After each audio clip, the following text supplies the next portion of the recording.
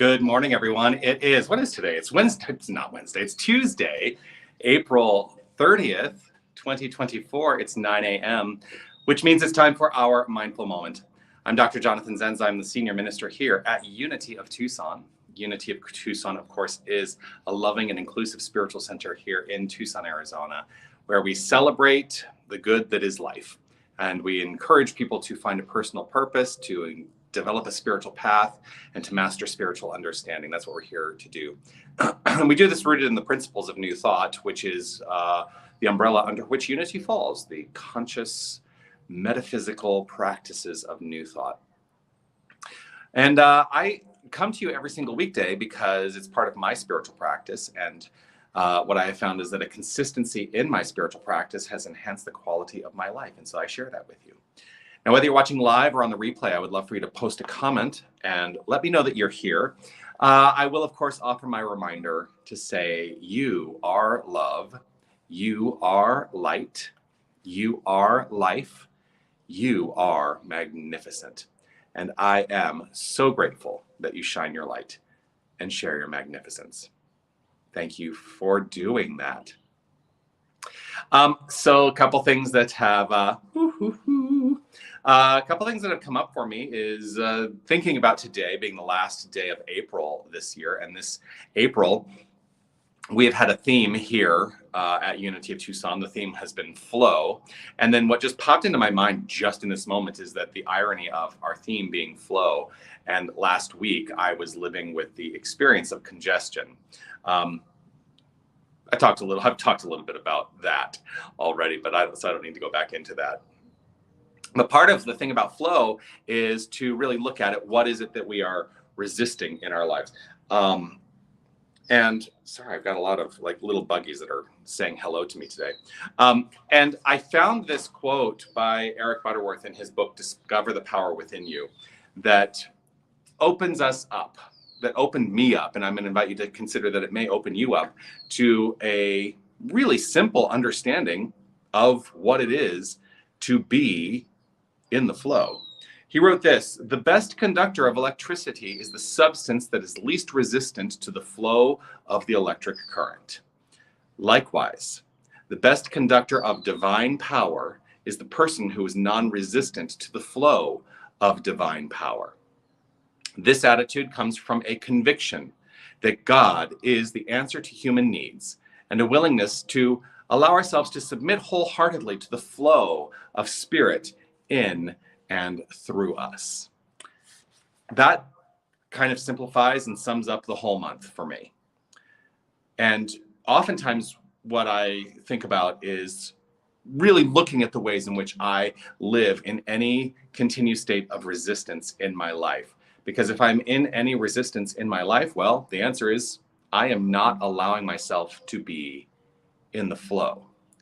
And as Carl Jung said, what you resist persists. And so if we are in a state of mind of resistance, we're going to keep that resistance up. It's going to persist its hold in our lives until we are ready to let go and then allow ourselves to be back in the flow. You know, we often use the metaphors of like rivers and bodies of water to talk about being in the flow. And I love that. I love the metaphor that he uses of electricity, of saying, you know, if the thing that is resistant to the electric current is the thing that's going to keep it from being in flow. And so the best conductor of electricity is the substance that is least resistance to the flow.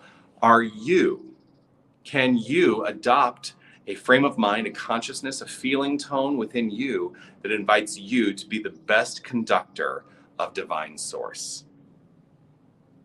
That's a rhetorical question for you to ponder today and see, is there anything that is keeping you from being the best conductor? That's certainly something I'm going to be focused on considering today. In what ways am I resisting, and what ways am I keeping myself from being the best conductor? And so with that, setting the book down, with that, I'm going to invite us all into the practice of prayer, the practice of affirmative prayer, which we teach here at Unity of Tucson in a specific constructive manner. And the power of affirmative prayer is to essentially know the truth so that we are addressing those places where we might be resistant in mind and allowing that resistance to melt away.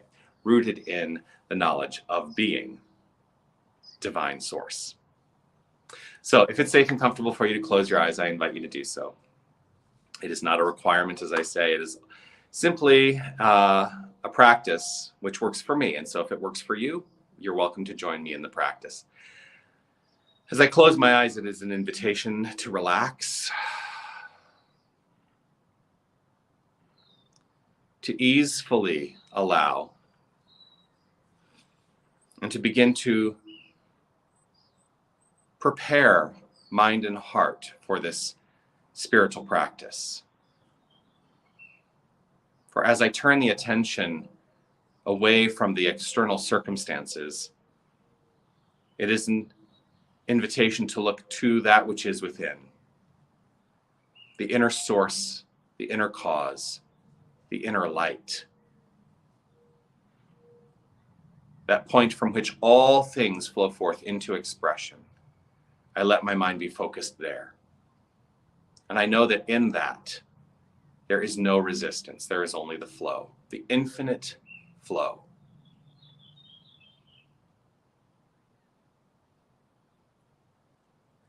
And so with this relaxed countenance in this state of mind, I concentrate on the understanding that there is only one infinite power. There is only one infinite presence. There is only one source. There is divine source. There is God.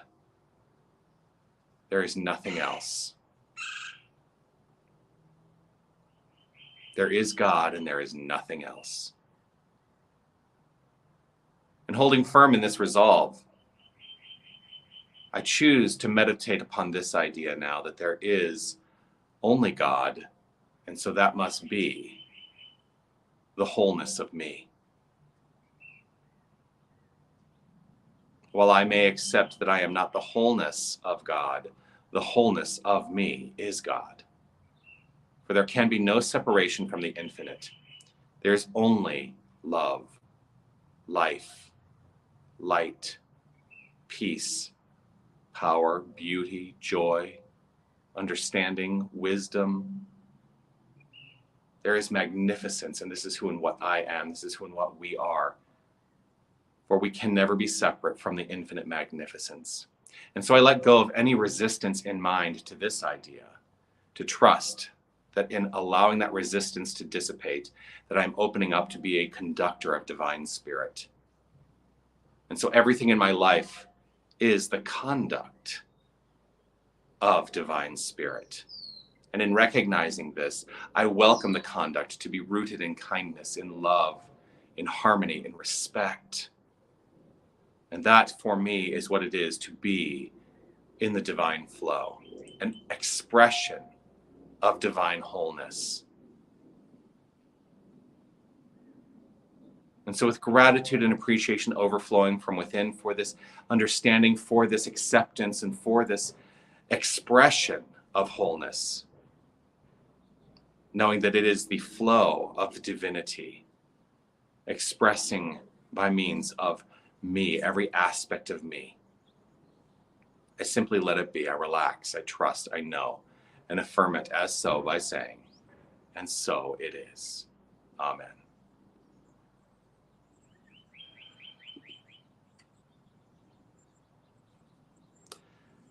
And so it is. I am always delighted to share this time with you, and I look forward to seeing you again tomorrow right here at 9 o'clock for the Mindful Moment on Facebook, YouTube, our website, wherever you're watching from.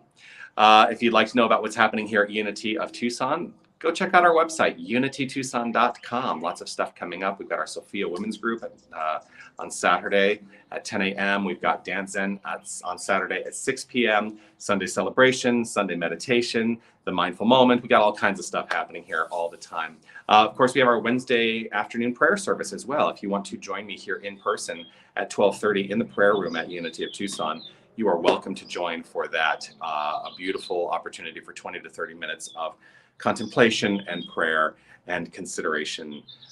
Always a delight to share in that. All right. Peace and blessings to you. I will see you again tomorrow. Be well. Bye, everybody.